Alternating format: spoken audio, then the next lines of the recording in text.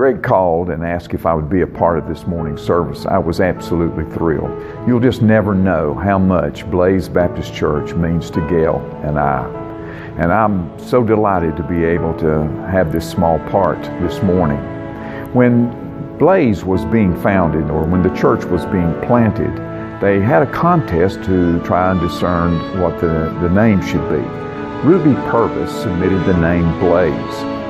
She found it in a dictionary. It's a proper name, a French name, meaning to sprout forth.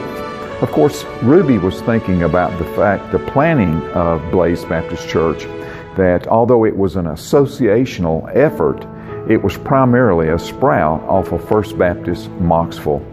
But little did Ruby realize the prophetic nature of that name.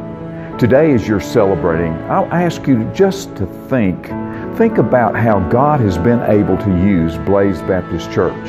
The number of souls that have been saved, been set free from sin, and the families that have been salvaged.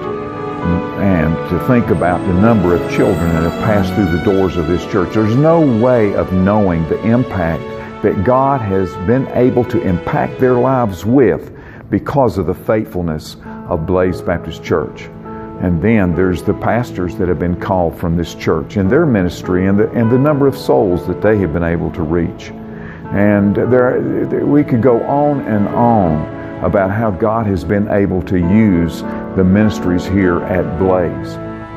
Think about the many individuals in which God has placed a vision, out of which have been born tremendous Christian ministries affecting not just Mocksville in North Carolina, but the world.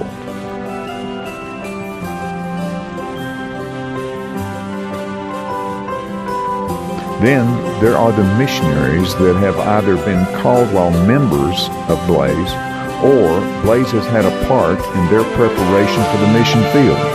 Not to mention the volunteer missions that has come out of this church.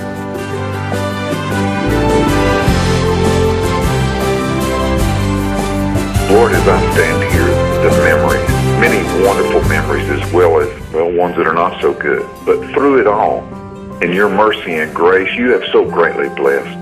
So, Father, I pray for them, that they would be one, that you would bind them together in love.